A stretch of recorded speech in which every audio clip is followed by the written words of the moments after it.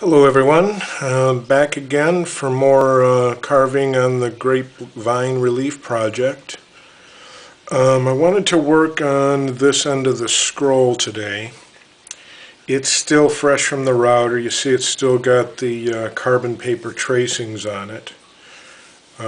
Tried to remove some waste with the router, but that's pretty much as far as I can go with that without getting too close. It's not nearly as precise as the carving tools.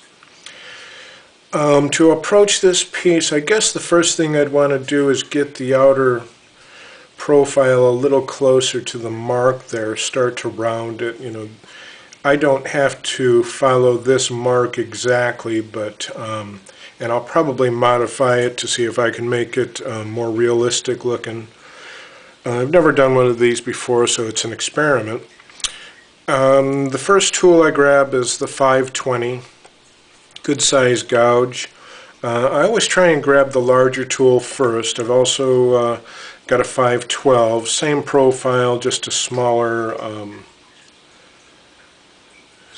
gouge, same sweep. So what I would do with this is look at the grain, and I can see that I'm pretty safe over here if I want to push that way.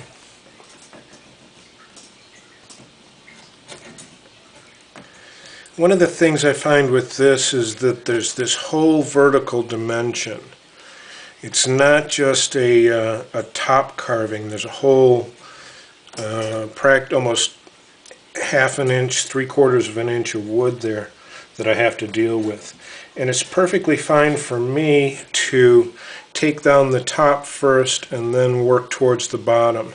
And I may even reverse the gouge to do that, to get down in there, to get that lower part. But right now all I'm working towards is trying to get a more even look to it. So I'll be rubbing away on that. And this is one of those transitional points where at this point the grain needs to be worked from this side to keep me from digging in. So this point right here, what I find is if I can take my gouge and work back to that point, then I continue to gain ground on it, meaning that this transitional point where I'm on either side of it, if I keep working it back from this direction, I can get closer and closer to it without the gouge digging in and tearing the wood, and the same for this side. So I'm getting pretty close to my line there, and we always try and leave a little buffer till we get down to the end, so that's what I'm going to do. The router is probably taking a little more than I wanted here, but that's fine because what I'm going to do, I think, is bevel this so that it's beveled more like that. So let me pause at this point and do some work and come back. Okay, so the cut is about as close to this line as I want it to be, and now I'm going to work that bevel that I mentioned earlier. I'm going to use the 120, the straight flat chisel for that. And rather than go along the grain, I'm going to go cross grain. It's very, this chisel, this profile is flat, so it's very reliable. It doesn't have that curve in it, so I'm not taking gouges out, I'm taking slices. So I'm just going around and working that bevel in. I can use it in this direction if I want to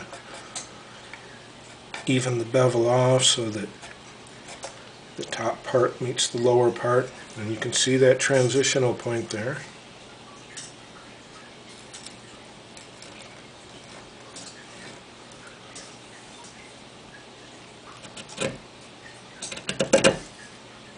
It's the nice thing about cross grain is that I really don't have to worry about it digging in. It's very reliable as far as how much pressure and how much depth I get.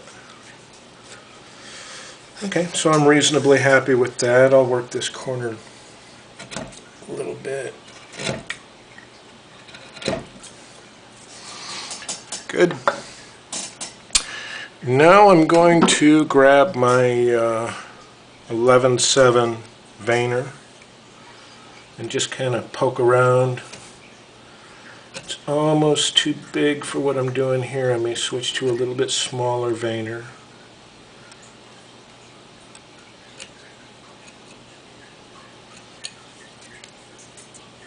Just trying to get back to that line.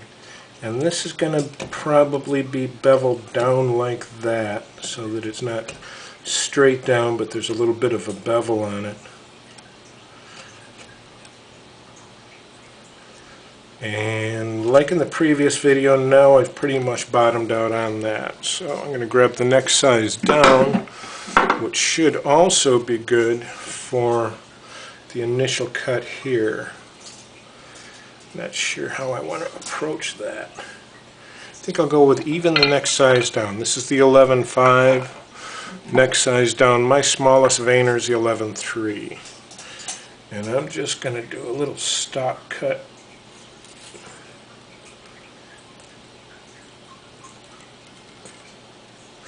To kind of define that side. Hard to say which way the grain's running with this. I don't mind going back to the 11.5 now because I've got plenty of room.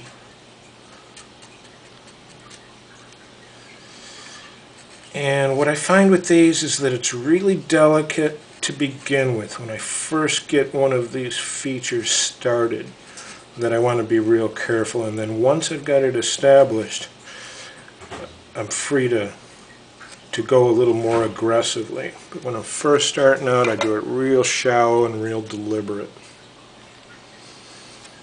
Bring my stop cut back to meet my traveling cut.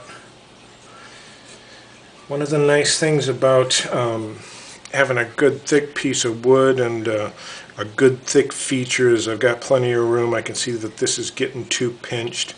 I'm going to take this down anyway, so I'll be working on that. In the meantime, there's no reason not to start to establish. I'm at the 520 again. There's no reason not to start to establish this line for real rather than having the carbon drawing there. It's almost a little more shallow than this, but so maybe I should go with a knife or a skew on that. I know a lot of you guys use knives, so why don't I use a knife? I'm more of a gouge guy, I gotta say. This is a file. It was a chip carving knife that I modified. I like how it points down like that. It seems to give me some nice accurate stuff. There we go. Okay, so I don't want to use up too much time on this, so I'll pause and come back later again.